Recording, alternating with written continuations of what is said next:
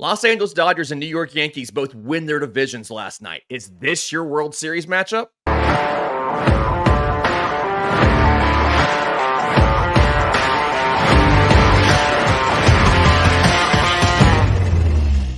Yes, welcome on in to First Pitch for Friday, September 27th. This is the final weekend before the postseason. I'm your host, Lindsay Crosby. You can follow me on Twitter at Crosby Baseball. He's Christian Rauh.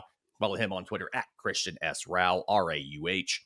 And Christian, almost a full slate of games last night. Obviously, not everybody was playing. Mariners were off. Braves and Mets obviously got, moved to Monday. But we did see some very significant results last night. We're going to start off Yankees-Orioles. Yankees came into this series needing one win or a Baltimore loss, which they're playing them, to win the AL East. They finally got it in the third game. Dominant 10-1 victory. Garrett Cole, 6 2/3, 2 hits, no runs, 1 walk, 5 strikeouts. Giancarlo Stanton homers. Alex Verdugo somehow homers. Aaron Judge hits his 58th home run. Are the New York Yankees now in the driver's seat for the World Series? Should they be the AL World Series favorite as of right now? I think they should be the favorite. Yeah. I'm still hesitant to calling them in the driver's seat, just because I'm pretty high on some of the other American League teams. I think the Astros are still, inevitable. We keep talking about them, and I am really surprised at what those Tigers are doing right now. And I know that that's comes to a shock the most. And I've saw some things on socials thinking that not a single AL Central team is going to win a playoff series that heads into playoffs. I think that's going to be wrong, but we'll see. But I do think that the Yankees should be the favorite, and I think they've earned that, especially as of late. Garrett Cole looks like he is absolutely playoff ready. He looked fantastic in that matchup against the Orioles, and the Orioles offense for the first time in what seemed like the last 5 games kind of stalled, and that was with Garrett Cole on the mound. So you got to like what you see for Yankees fans, seeing Garrett Cole shove. But on the flip side, Corbin Burns did exactly the same thing too. He probably had the most undeserving loss of the season, with the only, even though the score was what 10-1. Burns only gave up 1 solo home run to Stanton. He had 9 strikeouts in his 5 innings. So 2 I hits, hope 1 walk to 9 strikeouts. That's a yeah, great ratio. each starter only allowed 2 hits, which was really impressive. And you got to give Cole a little nod there. He went farther in the game. But I will say this: if we get this matchup again in Orioles and Yankees, maybe we see it in the ALDS or ALCS, however seedings wind up and work out. I hope we get Cole and Burns at least in one of those games. I hope they find a way to match that up perfectly, because that was really nice baseball last night, and I want to see that in the postseason. Yeah, that was, I think, the best pitching matchup of the night. And this was something we're going to get to the Dodgers and Shohei Ohtani in a second, but Aaron Judge hitting that 58th home run. We've talked before about him being so close to 60 home runs. He's also close to 400 total bases. He's 8 bases away. So 2 homers will do it. And that would be, because again, we're going to get to Ohtani. He hit 400 total bases last night. But do we think Aaron Judge hits 60 home runs, given that they only have 2 games left? And you're probably getting a hangover lineup today against the Pirates because they clinched last night. And Judge jokingly said as much in the post game last night. He's planning on partying today. He's probably going to need a break. So assuming he's off today, you get 2 more games of Aaron Judge. We think he hits 60. Yesterday, I said I think he gets to 59, but watching him hit that home run yesterday and him continue that streak, he just makes it look so easy. So I might have to change my answer and say, yeah, I think even if he does sit out today, if he keeps continuing his average of 1 home run per game over the last 8 games or so, I think it's actually 6 games. Then yeah, I think he makes it, and then he can kill 2 birds with 1 stone, as he mentioned. He can get that 400 total bases. He can get the 60 home runs, and I think that's a hell of a season, Lindsay, by what we're seeing from Aaron Judge. Now, if he gets 60 and he also gets 40 home runs, Uh, 60 home runs. oh, excuse me. If he gets 60 home runs, who do you say has the better season? Is it Judge or is it Otani? I mean, I know my answer, but I what about you? As much as I love Judge hitting 60 homers, I don't think it's a question at Shohei Otani just because it's so many things we've never seen before. I mean, it's Yeah. and I there was an article I think in the Athletic recently. They talked about how guys hitting milestones like that has clouded the MVP race, right? And I don't think it has. I think that's just a pushback to Otani being a DH because it's milestones, but it's milestones people have never hit before or have rarely hit. We haven't seen 60 homer seasons in MLB short of Aaron Judge. It feels like since the early 2000s. We've Mhm. never seen 55. And so it's uh, it's an amazing season. It's probably the best season offensive season in baseball if Shohei Ohtani doesn't exist. But Otani is absolutely the leader on this. And if Judge sits out today, he'll miss Jared Jones. He'll take on Paul Skeens on Saturday from Yankee Stadium, and then Bailey Falter on Sunday. You got to feel like maybe the Pirates bullpen, he could get one off of the Pirates Yeah. bullpen, and then you feel like maybe he can get one off the lefty Falter to get to 60. We'll see what happens. It's going to be really interesting to watch, though. The Yankees are one game up on the Guardians for best record in the American League. So they would have home field all the way through, but both them and the Guardians have secured a bye. The Guardians go to Houston this weekend for 3. So we'll see what happens there. Both teams solidly locked into the postseason. Both teams locked into their seeding, the 2 and the 3. That's not going to change. Even with the Astros sweep, that wouldn't change. So we'll see how competitive that series is and how much of that is them setting up their rotations. I really feel like that's probably what you're going to end up getting there. The late game last night, Dodgers versus Padres, 7-2 Dodgers victory. Again, clinches the division for them. They had been sitting on one game needed or a Padres loss. When they entered this 3-game series against the Padres fought, took 2 of them, but they got the third. Some of the interesting stories from here, Walker Buehler and Joe Musgrove both look good for their respective teams. Musgrove, 6 1/3, 2 runs on 5 hits, 1 walk to 6 strikeouts. Walker Buehler, 1 run on 5 hits in 5 innings, only struck out 1. I want to get into that, but first we got to talk about the injury. Freddie Freeman leaves the game. He's trying to beat out an infield single in the 7th inning with an ankle injury. He rolled his ankle trying to stop after he ran through the bag. He was on crutches after the game with a walking boot. The X-rays he got after the game were negative. So the team and Freddie believes he'll be able to go by next Saturday, which is when they would play their first matchup. So he's done for the rest of the regular season. Obviously, they have the bye after that. But Freeman rolled ankle. He said he's never done that before. How concerned are you about LA's offense if Freddie is not able to play on Saturday? In the postseason, oh, I mean, you got to be somewhat concerned. He's been fantastic for the team, and top of the lineup. That's that 3-headed monster of him, Otani and Betts. I mean, that's a valid concern if he doesn't play or if he's not 100% even. I will say that it looked nasty. I found a still online of his rolled ankle, it like just sitting there. It was gross. Yeah, it So was I'm not good. glad that the X-rays have come back to be negative and things look good. But hey, this is one of those things where you work your butt off as a team and you get to 95 wins and you become the first seed in the playoffs or second seed and you get a bye. It comes in handy, and things like this is why you want to work for those bye weeks or that series off, because Freddie Freeman is going to have some more time to rest now. I don't think we're going to see him at all for the rest of the regular season. We No. shouldn't. And then he gets that extra series off.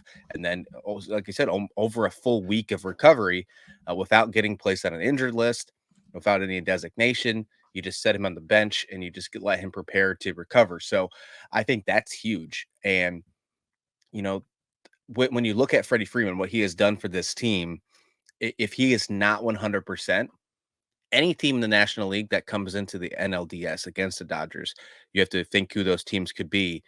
One of those teams could be a team like the Mets or like the Braves. They could totally take advantage of that if Freddie Freeman's not ready. So I will say this with the Dodgers pitching staff, how they've been a little shaky right now. They Mhm. need that Dodgers offense to be 100%. And right now, that's a concern heading into next Saturday. Yeah, it's you have to think the chances of advancing to the World Series go down a little bit if Freddie is in fact not able to play or not able to play effectively next weekend. It is I have a little bit of a lingering, and we'll get into this, I'm sure, a little bit on a later show. I have a little bit of question about what kind of response Dave Roberts gets if they have another early exit in the postseason. Obviously, like I said, we'll get to that at a different time, but something I think will come up. More injury concerns for the Dodgers. Clayton Kershaw addressed the media yesterday. They are in what Dave Roberts called a holding pattern. He's been out since August 30th with a bone spur in his big toe, and he recently stopped throwing off of a mound because of pain from pushing off the rubber. He said, quote, "I'm not giving up. I'm going to keep trying every day. Maybe I'll feel better one day. I'm just waiting for that day to happen. Whenever my toe feels better, I'm confident that I'll be good." End quote. Roberts said he wouldn't be an option for at least a couple weeks. Do you think we see Clayton Kershaw in the postseason, or is this rotation Flaherty, Yamamoto, and then some combination of Walker Bueller and Landon Knack? Yeah, if we do see him, it'll be probably towards the end of the NLCS or if they make the World Series. And I think that might be just more of a nod to what Kershaw has done for the organization over the last, you know, however many years he's been there. So, regardless, I don't think that you're going to have a 100% Clayton Kershaw, as we just mentioned with Freddie Freeman. You won't have No. that because it seems like he's been dealing with this injury for a very long time. So, the numbers that we've seen from Clayton Kershaw have been a non 100% Kershaw Yeah. for quite some time. Walker Bueller looked pretty good yesterday, though, and that might be a helpful sign and a reason why Kershaw might not see the field again because he looked Yeah. okay. I mean, other than his Rocky start the other day, he's And that had Braves two good outing starts. a few Yeah, weeks ago. he had two good starts in a row. So I mean, I'll take that. And we talked about the potential of him not even making the postseason roster. Now with these Right. injuries, he's probably locked in as your number three. Yeah.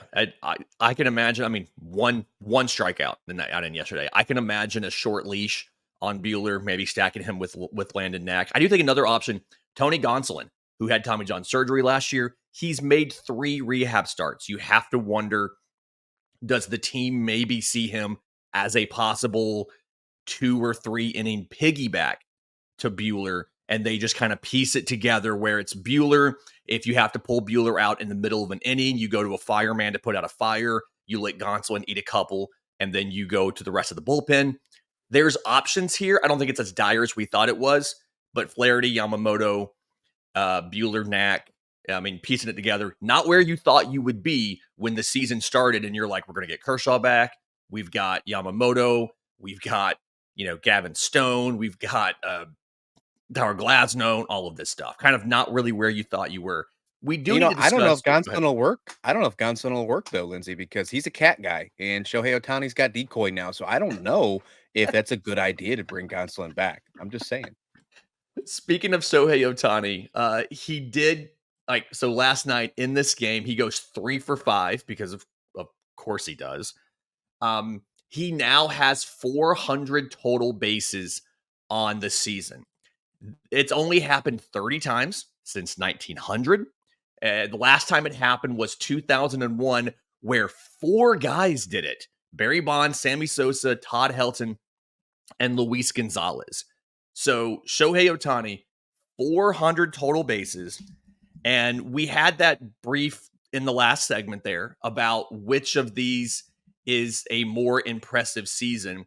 Shohei Otani is batting, he's now batting averages up over 300 again, 305 to 387 on base, which leads the NL, 643 slugging leads the NL, 1.30 OPS leads the NL, 131 runs scored leads all of baseball, 716 plate appearances leads the NL, 126 RBI, 53 homers. Is there anything that Shohei Ohtani can't do? Like, is there, if there's anything where you can think of right now that he just would not be able to do? Yeah, he's a disgrace. He's only 3rd in batting average in the National League. I can't believe it, right? No, that I mean, there's nothing. I have no answer for that. No, Shohei Ohtani is absolutely incredible. I will say this though. Speaking of those 4 players from 2001, if Aaron Judge makes that 400 total bases and we get Yankees Dodgers in the World Series like we previewed at the beginning of this show or teased at the Yeah. beginning of this show, it'll be the first time since who knows when that 2 400 base guys will go off against each other in the World Series because only Luis Gonzalez made the World Series in 2001 with the Arizona Diamondbacks out of those 4. Speaking of, can we just real quick, let me read you the stats for what Luis Gonzalez did in 2001. He batted 325 with a 1.117 OPS, 57 homers. He stole 1 base. That wasn't a big part of his game, but walked 100 times, only struck out 83, scored 128 runs, and drove in 142. Like, I Yeah, think we kind of forget in that late 90s, early 2000s, the McGuire, Sosa, Bonds, home run stuff.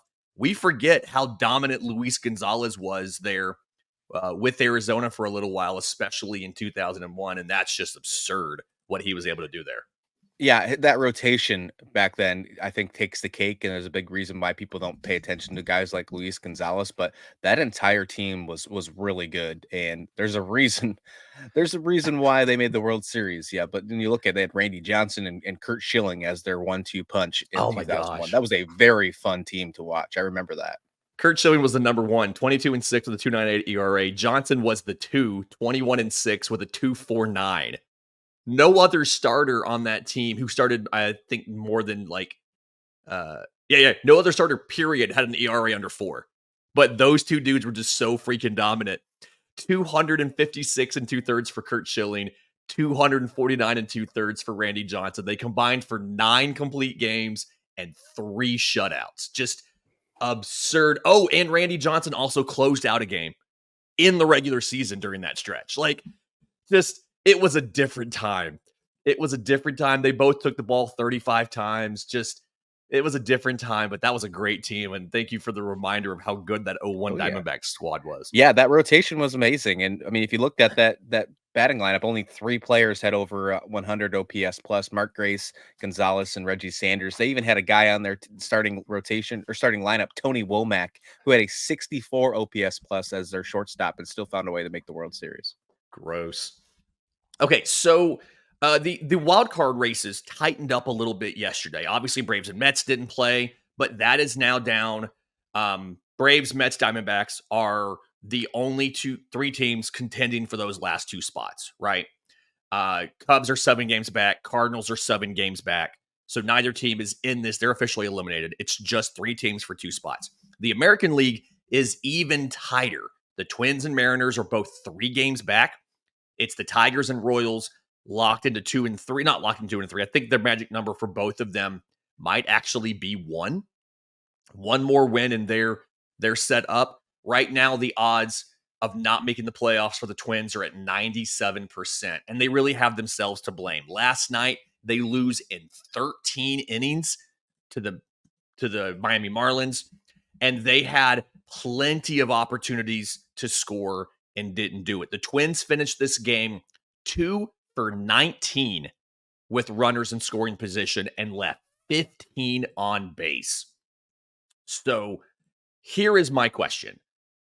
Tigers host the White Sox. We'll get to them in a minute. Royals at Braves.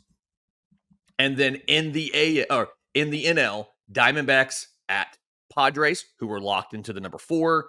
Mets at Milwaukee, who is locked into the number 3. Do we end up having to even play these games on Monday?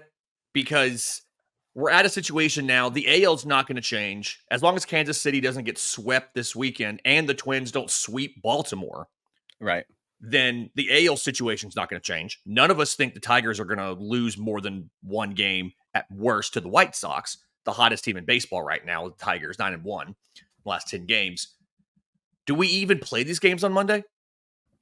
if you're a Mets or you're a Braves fan, you are the biggest Padres fan this weekend. I think that there is a strong chance that they play at least one, but I don't know if you see the doubleheader. And that all depends on what happens with those Diamondbacks, as we mentioned. And then we'll see what happens, obviously, with that Brewers Mets series. But going to the American League, that can end as fast as today. Yeah. Because the Twins have to win out, and then hope that the other two teams lose out. They have the tiebreaker, but they're 3 games behind right now with 3 games to go. If the Twins lose one game, it's over. Both Kansas City and Detroit clinched. So, like when you're talking about the Braves and the Royals series, the Royals don't have to win a single game the rest of the way. The Tigers don't have to win another game the rest of the way. Now, obviously, it'll help for their magic number to get it done faster and clinch it themselves. And I think that's what you're going to see from the Tigers. I think they're going to pull all the stunts Friday night. Over here against the White Sox. I think you're going to see that. I think that You have to pull out stops against the White Sox. Well, I mean, apparently as of lately, unless unless the Angels are just one of those teams we need to be on watch for next year about them maybe breaking that record. But the Tigers, I think you're at home, you're at Comerica, you have the opportunity to clinch a postseason for the first time in a very long time with this young core, a team that was not expecting to be where you're at. You were sellers, and then you not only do you have the chance to clinch the postseason, you have another magical route to clinch the worst record in the history of baseball against a division rival at home. I think it's a perfect. It's like you write Disney movies from this, Lindsay. So I think the Detroit Tigers are going to win tonight. They're going to clinch. They're going to punch their ticket. With that being said, it's probably going to just keep the Royals and the Twins in the race. But if the Twins lose, we know that that's gone. So I'm going to go out on the limb and say that the AL is done after tonight. So then all eyes will be on the Arizona Diamondbacks and see what happens there. If you're a Braves or a Mets fan, you want them to get swept by those San Diego Padres. Yeah. White Sox Tigers 640. Garrett Crochet goes for the White Sox. Orioles Twins is at 810. Pablo Lopez versus Cade Povich. Again, next time Twins lose, they are out of the postseason. And that locks things up. Best case scenario for the Braves, because I am a Braves guy.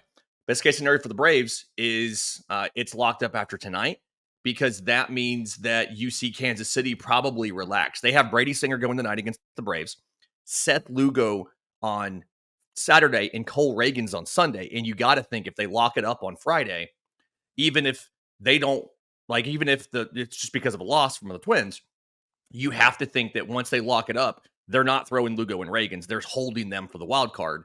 So that's the best case scenario for Atlanta. Because Atlanta obviously needs to keep winning. We'll break down that more on the Braves Today podcast coming out around noon Eastern today. Okay, let's get into quick pitch real quick. Couple interesting games. We're in a different order here on the rundown, but let's go ahead and jump to the White Sox. We talked about them. They not only beat the Los Angeles Angels, they beat them handily. It wasn't even that close. 7-0. They put up 12 hits. They held the Angels to 6 hits and completed a sweep at home to get the win. Only the 3rd win for Chris Flexen of the year. I think it's his first since I think I saw maybe May, which is wild. But this is something, they hadn't scored 7 runs in an inning this season. They scored 7 runs in the 5th inning. They get their second 3-game sweep of the season. They are now going on the road, but all they had to do to set the record was lose one more game. And the fans who have been coming, they've averaged 14,000 fans a game all year. It's not like Oakland where they've gotten 5,000 people in the ballpark. People have been showing up to these games. It's not huge, but people have been showing up. And these fans don't even get to see them set the record for wins or for losses in a season. That's kind of frustrating. I'm sorry. They averaged just under 18,000 fans a game, according to MLB.com. How frustrating is it as a season ticket holder for the White Sox to go to 81 games, watch almost all of them be losses, and then not see them set the record at home, assuming they're going to set it on the road because the Tigers, again, hottest team in baseball down the stretch? I think you could have just ended that sentence with, how frustrating is it to be a White Sox fan? And you just could have ended right there. But yeah, I mean, if you're going to set some sort of record, whether it's a bad record or not, I think you'd want to be in attendance for it. I mean, if you're a baseball fan, if you want to be able to say, "Hey, I was there when I saw this," no matter the case, that's a cool Yeah. thing to put on your resume as a fan. So, no, I think that's definitely frustrating. On the flip side, they they beat the Angels, and the Angels go with a franchise record of losses in this one, and they moved down to what is it now? They have 96 losses on the season, so they go to a franchise record. And what the Angels, everything went wrong for them. They obviously say goodbye to Shohei Ohtani. Mike Trout gets injured. We talked about how Shohei Ohtani left to the Dodgers to get 50-50. Well, the Angels did have a 50-50 guy as well. It was Anthony Rendon. He finally hit his 50th IL stint, and he's been suspended for 50 games, right? So um, there's a case in there. But regardless of the fact that the Angels did not improve their roster really any, they got a couple good looks for some of their young guys like Zach Neto. Sure, fantastic. Ben Joyce looked okay, but this team is in a rough spot, and I want to go out on a limb here. Not even a limb. I just want to go out and say that none of this should be pointed at Ron Washington, in my opinion. I think he's a great manager. I think he just didn't have the cards in his hand to be able to make anything positive from this franchise this season. Yeah. Speaking of, Zach Neto left this game with right shoulder irritation on a dive into second base. Nolan Schanuel had left the game the night before, did not play yesterday. So a little bit of injury concerns at the very end of the year. But Neto, I mean, he's leading the Angels in a bunch of categories: games played, stolen bases, RBI, offensive WAR on Fangraphs, things like that. His run value is like 87th percent in baseball. He's batted 249, 761 OPS, 23 homers, 30 stolen bases. You can absolutely see how there is a core here. Logan O'Hoppe hit 20 home runs. I mean, you can see how there is some quality. Taylor Ward kind of rebounded with a 25 homer season, drove in 74, scored 73 runs. Like, you can see there is a core here. But I think one of the big issues with this Angels team is just they cycled through so many sub quality players. Willie Calhoun, 68 games, mostly at DH, right? I mean, Nico Cavadas, they acquired him, threw him in for almost 100 plate appearances. He batted 167, right? Aaron Hicks got 70 something plate appearances, batted 140. And it's just, there's so many guys that they've cycled so many youngsters through. And you heard some comments from Ron Washington that he had to clean up a little bit about they didn't have major league players.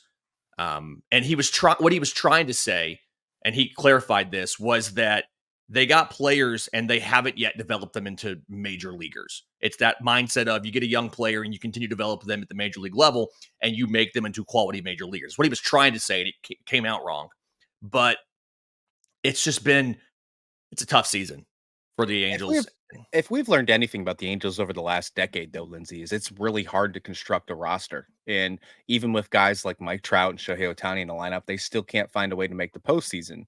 And Yeah. you mentioned that the core is building, and that's nice. And there's some optimism there, but how much optimistic view should you have, even though they had a lot of difficulties this year? Because what are you going into this offseason?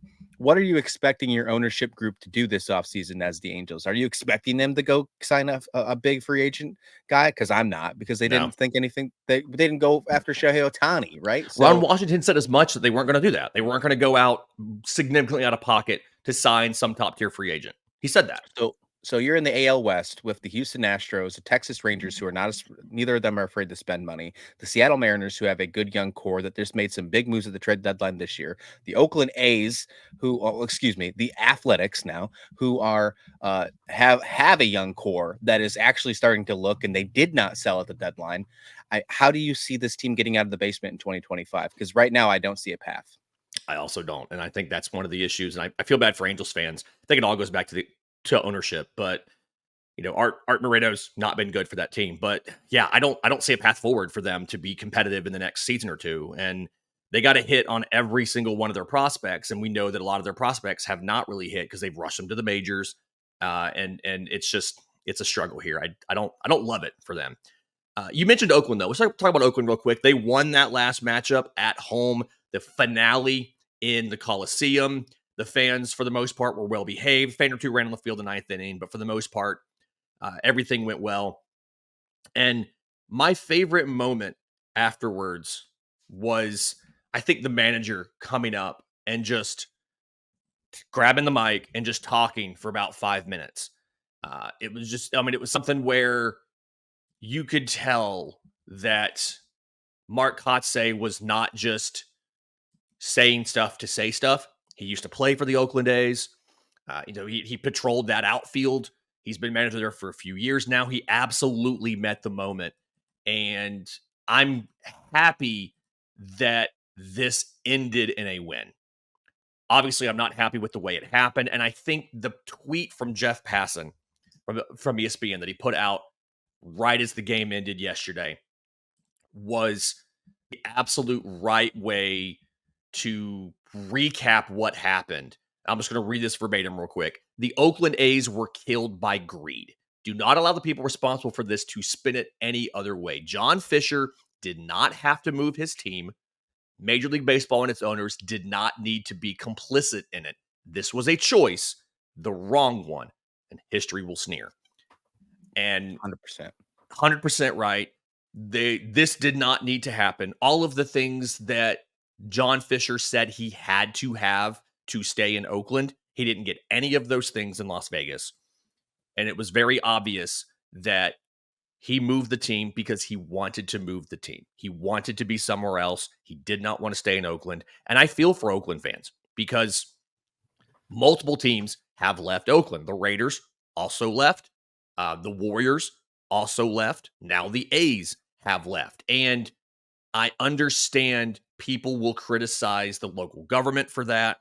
I think the big thing here is Oakland is the first city that we've really seen in the United States say, no, we are not going to fund 75% of a privately held facility for a billionaire's sports team. And unfortunately, while other cities still will give you tons of money to move there and build you a facility, things like this are going to happen. I think ultimately for Oakland, that was the right move. Refusing to give these billionaires hundreds of millions of dollars. And again, Oakland offered more money to John Fisher than what Las Vegas gave him. But it's a shame. I hate this for Oakland fans. I hate that MLB and Rob Manfred said we're still serving the Bay Area because there is a team in San Francisco. That is not how it works. And this sucks. This sucks for everybody involved. This sucks for the players to have to play in a minor league ballpark for 3 years or longer. This sucks for the fans who have lost their team, who has been there. This is one of the longer tenured teams to relocate. This sucks for everyone involved. And I don't know if it sucks or not for John Fisher in the end. I don't care what it does for John Fisher. This sucks for everybody else. And I don't really have anything else to say about it. Like that's it. This sucks. I couldn't have said it any better myself. I agree with you completely. And what I do think is I don't think that this is going to be a successful transition to Sacramento, to Las Vegas, to Mars, wherever the Athletics find their way to be. And that's a big shame for Oakland fans. And that for sure, because you could tell that this team, these fans are very loyal. I mean, yeah, they didn't show up all year, but that was more in protest. But this last series, you saw them show out, and it was amazing to see the Coliseum rocking like we've seen in the past. When this team was good, just a few years ago, we talked about they're the last team other than the Astros to win the AL West. That stadium was packed. That stadium was packed when they had the players and they had the team actually running for the playoffs. So it's not like these fans have not showed up. It's not like they're unloyal fans. We've seen so many other sports teams have way worse fans that are still having.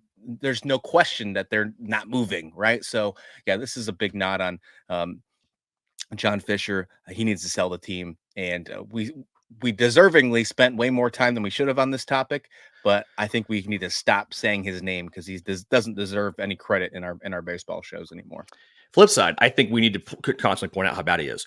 I do think there is a world where the Sacramento to Las Vegas move ends up not happening, and MLB in frustration forces him to sell, and maybe they come back to Oakland. I'm still holding out hope scenario. That is the best case scenario here because they are not playing in Oakland next year. It is done. They are going to Sacramento. That field, by the way, the Sacramento River Cats, that field is being changed to artificial turf so that it can support both a minor league and a major league team. They will do a game in the morning, a game in the evening. Temperatures are over 100 degrees in the middle of the day You're in going to see a lot of Sacramento. injuries. You're going to see a lot And of then injuries. on the turf, and then turf is even hotter. Turf holds heat. It's even hotter during the day. So it's not a great situation. The Players Association has not yet signed off on that move. There's a lot of questions they still have. We could go on about this for a while. We probably will at some point down the offseason, but this is just them playing in Las Vegas is not yet a done deal. Just know that. There is a lot of stuff with that plan. There's no public financing available. We still don't have detailed plans on the ballpark.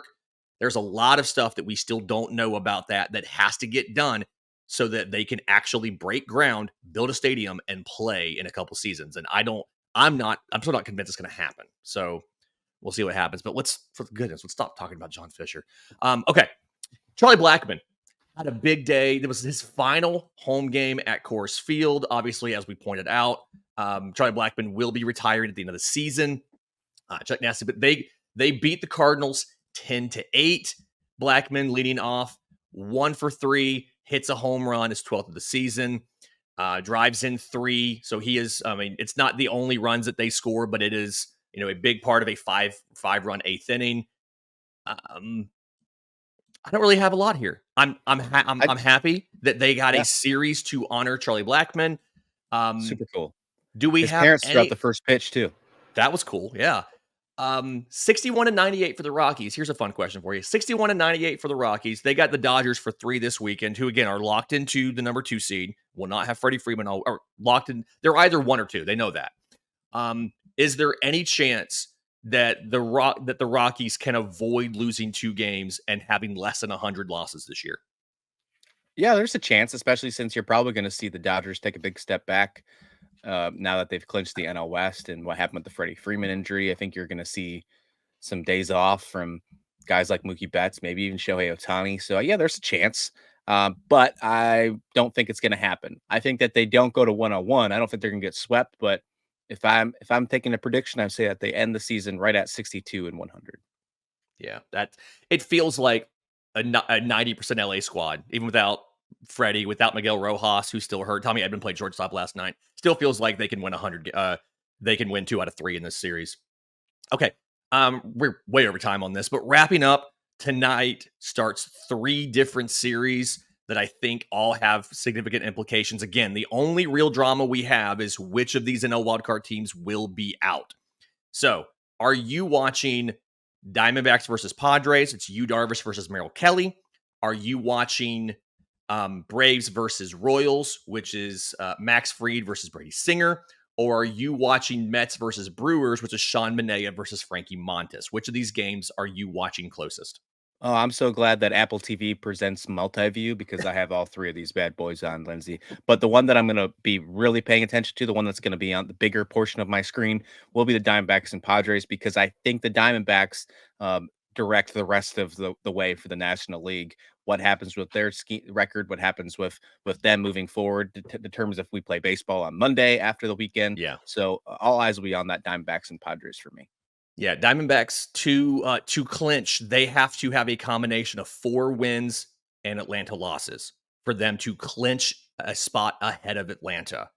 If they want to be ahead of the, if they want to be, let me see here, if they want to be ahead of the Mets, I think they have to have 5 Arizona wins or New York losses, and they can technically be ahead of San Diego with 7 wins or 6. Actually, no, I think now they can't. After last night's results, they can't anymore. So, like, they absolutely can still punch their ticket this weekend. They got to win, and they got to do it against the Padres, which is, again, Padres are locked into their seeding. That's not going to change no matter what happens this weekend.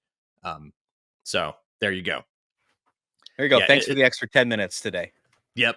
This has been First Pitch for Friday, September 27th. If you're listening on audio, do us a favor. Leave us a 5-star review. Helps folks find the show. If you're on YouTube, subscribe to the channel. Hit the notification bell down below. Either way, tell your friends about this cool show that recaps MLB on a daily basis.